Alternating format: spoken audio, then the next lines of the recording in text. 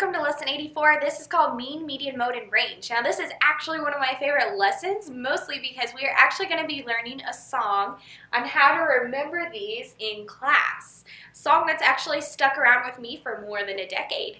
And it's the only reason I ever do remember mean, median, mode, and range and how to solve for each. So the first one we have is mean, which is the average. Now we've already learned how to calculate the average back at lesson 50, and finding the average means we add and then we divide. You have your two orders of operation in alphabetical order. Add first, then you divide by how many add-ins you added together. Then we also have median. Now median is the middle number when lined up from smallest to largest. Now, if you notice so far that all of these actually have to do with groups of numbers. So this is with a group of numbers, this is with a data, such as if I were to find the mean, which is the average of a class test, or if I were to find the median, which is going to be the middle number, the person who made basically the middle grade between the ranges of numbers, so the ranges of data points, or data points. Then so median is your middle number, and you have to line it up from smallest to largest. You can't have a random list of numbers and then just pick the middle one. It has to be lined up from smallest to largest.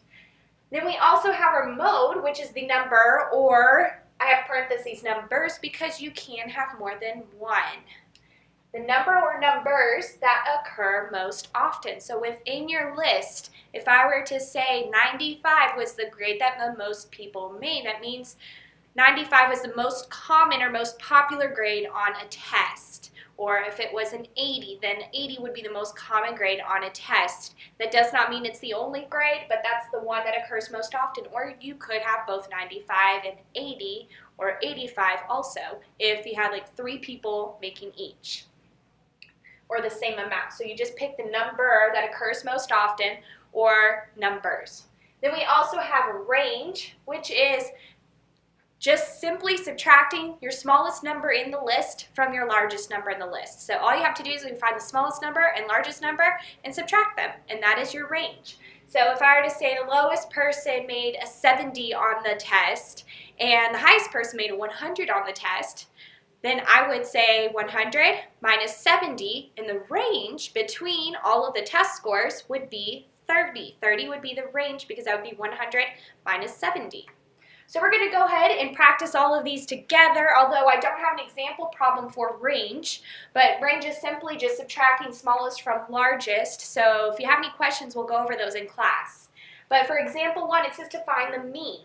Now we know mean is the average. It would be smart to actually have all of these written down so that way you can do your practice set problems, example problems, and have those with you in class. So when we find the mean, we find the average. I need to first add all of these numbers up. So 2 plus 7 I know is 9, and 3 plus 4 is 7, and then we have plus another 3. 9 plus 7 is 16, and 16 plus 3 is 19.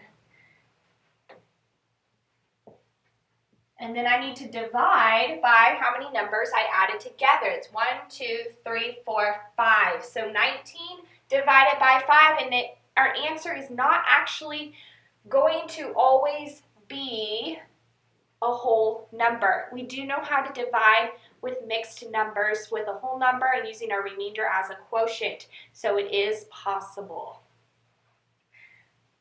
So 5 goes into 19, a total of, I'm going to erase the sum here so I give myself a little bit more room. It goes in a total of 3 whole times because 3 times 5 is 15, and I would subtract 15, and I'm left with 4. Now how I write that number as a mixed number is my remainder, which is 4, and my divisor, which is 5. So 3 and 4/5 would be my mean, or the average of the list of numbers. So example 2, I want you to do these along with me, please. Example 2, we have find the median. Now again, median is the middle number when lined up from smallest to largest. So my first thing I actually have to do is line them up from smallest to largest. I have 1, and watch the strategy I'm using here. I'm just going to cross them out because when we get big lists of numbers, we need to know which ones we've used and which ones we haven't. I have 2, 3, let's see, 5. I also have another 5, 6. I have 2 7s, and I have 8. So I've lined it up from smallest to largest, and I'm finding my middle number. So this is actually how I'm going to find my middle number. I'm just going to simply cross off ones at the end and move towards the center. 7 and 2, there's 5 and 3, 6 and 5. So my median is 5. That's the middle number of my list.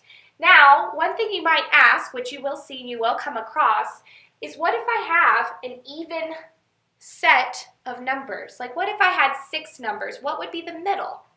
Well, if let's say I were to take off my 1, my middle number would actually go right in between my 5 and 6. Now this is not my answer, but this is a hypothetical right now. If I were to have an even amount of numbers listed, I need to find the exact middle. So my middle would be exactly between 5 and 6. Well, there's always going to still be a number that's between my list of numbers. There's always going to be a median. So the middle number would actually be 5.5 because 5.5 would be right in between 5 and 6. So that's how you would find your median when you have an even set of numbers. We will go over those more in class because we will see those. So for my median in this list is 5. Now the mode is the number that is used most often. So I'm going to look, and I have a part A and a part B, so I'm looking at 2 different lists. I'm going to find 2 different modes. Let's see, for this one I have 1 1. I can see I have 2 5s. I also have 2 7s. I believe that is all in my list. So I actually have 2 modes. I listed as 5 and 7. Those are both my modes. Now letter B, I actually have only 1 of each number. I have a 1, 2, 3, 5, 6, 8, 9, and 10. So guess what? I have no mode. Mode is the one that is going to be very unique and in itself because the number occurs most often. If I have 1 of every single number, I don't have a number that occurs more often than the others. So I'm going to put no mode. Now for the practice set. I've only given you 1 problem, 1 list that I want you to try by yourself. What you're going to do is you're going to actually find the mean, median, mode, and range for this set of numbers. So you are going to need to use your list, try to do the very best you can. We will practice these together if you don't understand it right away. We will be doing more of these in class as well as learning the song to help us remember and understand each of these. Thank you very much for paying attention.